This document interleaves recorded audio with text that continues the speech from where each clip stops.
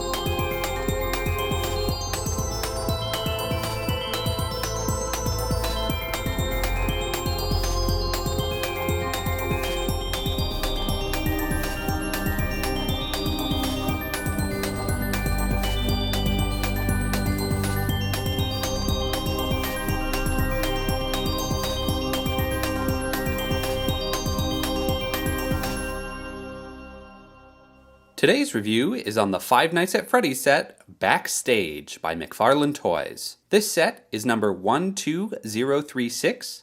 It contains 153 pieces, and it retails for about $20 in the United States. This set will be released in stores in September 2016. There's a link in the description with more information about where this set will be available. Many thanks to McFarlane Toys for sending me this set for free to review. Let's start by taking a look at the Endoskeleton. The Endoskeleton is definitely the highlight of the set. Like all the other McFarlane figures, it's got lots of detail on it. The hands in particular have lots of detail on the fingers and the knuckles, all the little rivets all along the arm, lots of detail all over this figure. Couple things to note about the Endoskeleton. The arms and hands are just one big piece, so the hands can't be disconnected or moved separately. Similarly, the legs are just one piece, as opposed to the other animatronics where the legs are in two pieces. If you compare this to one of the other animatronics, so they've got this little endoskeleton bit inside of their head, which you can see. So it's a very similar piece they used on the Endoskeleton here. The main difference is they made these little eye bits here much bigger. That makes sense because the Endoskeleton in-game has very large noticeable eyes. In fact, in the game, the eyes are so big they'd be popping out a little bit more than they are here. However, in order for this piece here to be compatible with the heads, they needed to keep the eye profile pretty low. So I think they struck a good balance there between usability and faithfulness to the game. Other thing to note is that the upper jaw piece here slots into that little hole in the top of the inner neck headpiece thing. You can also take off the lower jaw if you're so inclined. And you could put on, again, the lower jaw of any of the other characters. Or you could take one of these head pieces that are in this set that are fully contained heads with a top and bottom all in one piece. And those fit on very nicely as well if you want to make some weird animatronics that are all skeleton except for the head. I am Skelebonnie. Now let's take a look at Withered Chica. As many of you have noted in comments on my other videos, the fact that Withered Chica is in this set is a little bit confusing, since this set represents a room from the first Five Nights at Freddy's game, and Withered Chica appears in the second Five Nights at Freddy's game. However, given that this is a room all about broken down animatronics, I think their choice to include one of the withered animatronics to fill out this set was a nice idea, so that they can include one more animatronic. Very similar to Chica in terms of a lot of the pieces used.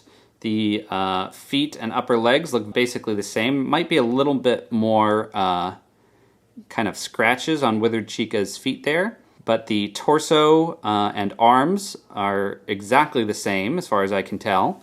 The hands are different though. Withered Chica has these wires coming out of her hands. If this was more game accurate, of course, those arms would be out to the side. But given the constraints of mass producing a toy, I think it makes sense that they stuck with the same shape arms here. Lego does the same thing. It usually uses the same shaped arm no matter what the character might do. Another thing to note about Withered Chica is that the head is very different.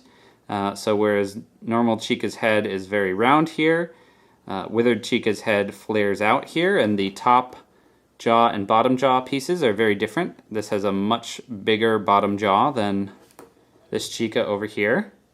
Much more yellow back here, kind of fleshing out the bottom of the head. This definitely has that kind of open jaw, creepy Withered Chica look going on. Here's a look at the 4 heads that are included in the set, comparing them side by side with their corresponding animatronic from the other McFarlane Toys sets. So big difference here is that of course the heads in this set are all one piece, whereas the heads on the other animatronics are multiple pieces. They've got the top head piece and the lower jaw piece all connected on one of those neck pieces. This also means that the animatronic heads have their mouths closed slightly more than the animatronics because the jaw is fully connected there. So if you were doing an animation, you could always swap in this head after that head for the mouth being fully closed for a nice little effect there. Otherwise, the heads look pretty much identical, so they did a good job keeping those molds similar. One fun thing you can do with these heads, if you also take your Golden Freddy head, is kind of recreate the end screen from Five Nights at Freddy's 3. Just for fun, you could also take these heads and put them on top of like a Lego minifigure body just to make a hybrid between Lego and McFarlane. Of course, the neck does not really fit into that hole there in a secure way, but you can still put them on there and have them rotate around creepily or put some putty there.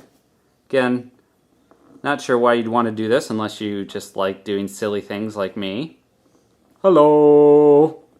So looking at the set itself, not a whole lot going on inside here. There's some shelves with some random knickknacks on them. We have again the tiled floor that is nicely textured to feel like real linoleum. You'll see I've got putty all around this set because there's nothing for actually the heads or the characters to attach to in this, unlike the other sets where there were nice little points where you could connect them on the show stage, for instance.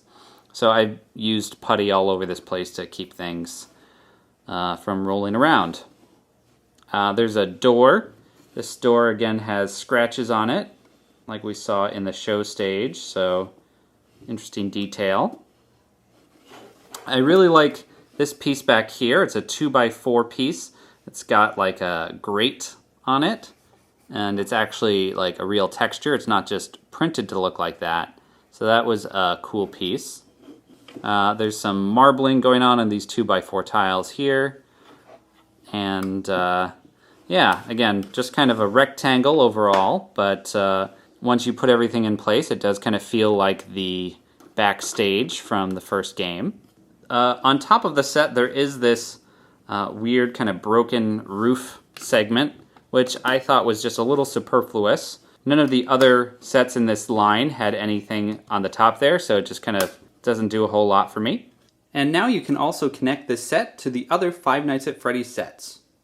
So this set does not come with a connector piece like Pirate Cove and The Office did, so we'll have to build one ourselves. So we'll take a 2x6 plate, 2x6 plate, a 1x6 tile, and a 1x6 plate, just like we did in those sets. Connect that down here, or whichever slot you want to connect.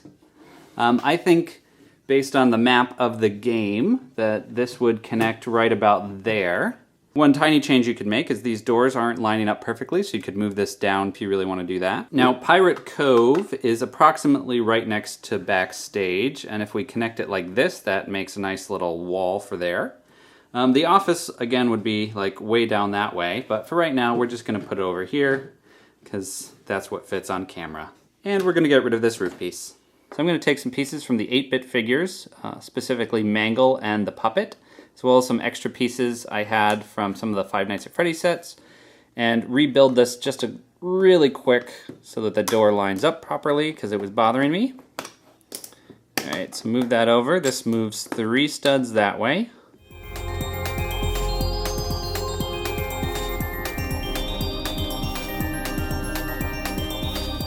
Da-da-da-da!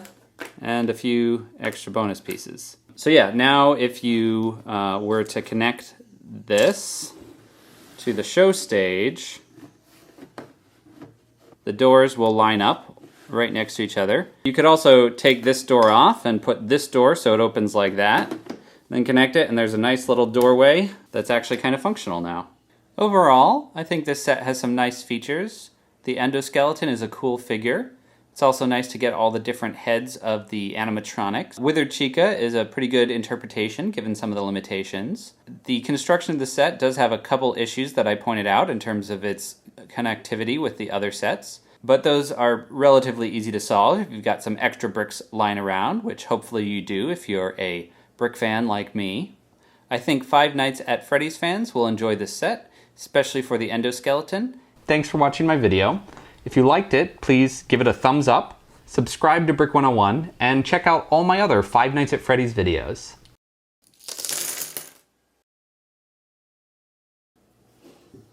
Put in our Endoskeleton. Put in Foxy somewhere. Chica. Oh geez, Chica. Why am I filming this part? This is just embarrassing. Note to self, edit this out. And now connect it. Everything is falling apart.